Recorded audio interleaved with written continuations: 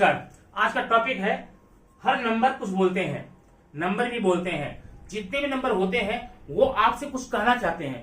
अगर आप उनकी बातों को समझ गए तो उनके द्वारा होने वाले जितने प्रोसेस होते हैं, संक्रियाएं होती हैं, आपके लिए बेहद आसान हो जाएंगी और आप अपने एग्जाम में अच्छे नंबर ला सकते हैं। और अगर आप ट्रेडिशनल विधि से आप उसे करना चाहते हैं तो भी आपका सही होगा, लेकिन वैल्यू है टाइम का। टाइम बचाने के लिए आपके नंबर को, पैटर्न को बदलना होगा, पैटर्न को पढ़ना होगा, उनकी भाषा को समझना होगा, उनकी बोली को समझना होगा।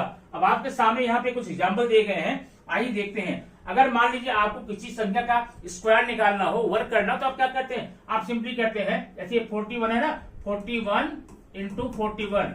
अब क्या करते हैं? आप पूरा मल्टीप्लीकेशन करते हैं। कैसे? 1 1 जा 1, 1 4 जा 4, 4 1 जा 4, 4 4 जा 16। आपका आंसर आता है यहाँ पे 1, क्लियर, और 4 4 8 6 और 1। आपका आंसर आ गया। आंसर एक्यूरेटली सही है, बिल्कुल सही है, गलत नहीं है।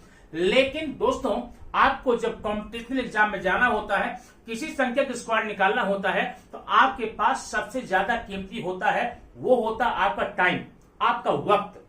उस समय घड़ी की स्पीड कई गुना बढ़ जाती है। उस स्पीड को कम करने के लिए आपको हमारे साथ नंबर पैटर्न को समझना पड़ेगा, नंबर जो बोलते हैं समझना पड़ेगा।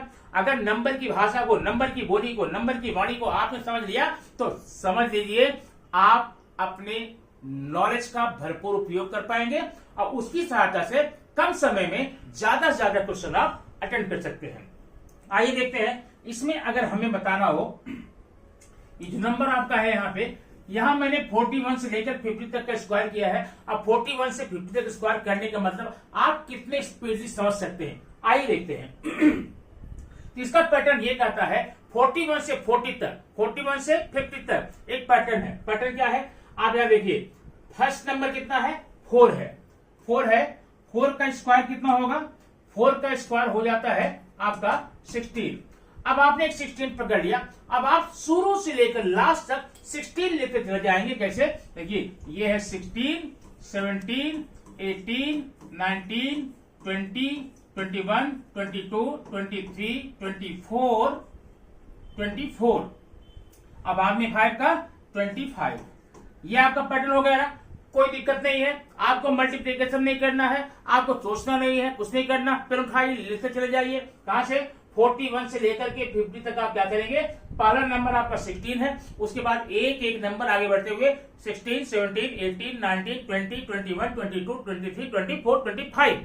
अब क्या करेंगे? इसके बाद क्या करना? नीचे से आइए, यहाँ आप रखेंगे double zero. Okay, double zero आपका हो गया। अब ध्यान रखना, आप 1 से लेकर के 9 तक का स्क्वायर, 1 से लेकर के 9 तक का स्क्वायर बगल में लिखते चले जाइए। अब 1 का स्क्वायर क्या होता है? 1 1 जा 1। लेकिन ध्यान रखना, हमेशा आपको 2 डिजिट लिखना है। अगर 1 1 जा 1 आ रहा है तो आप यहाँ क्या करेंगे? 0 1 करेंगे। 2 2 जा 4, 0 4, 3 3 जा 9, 0 9।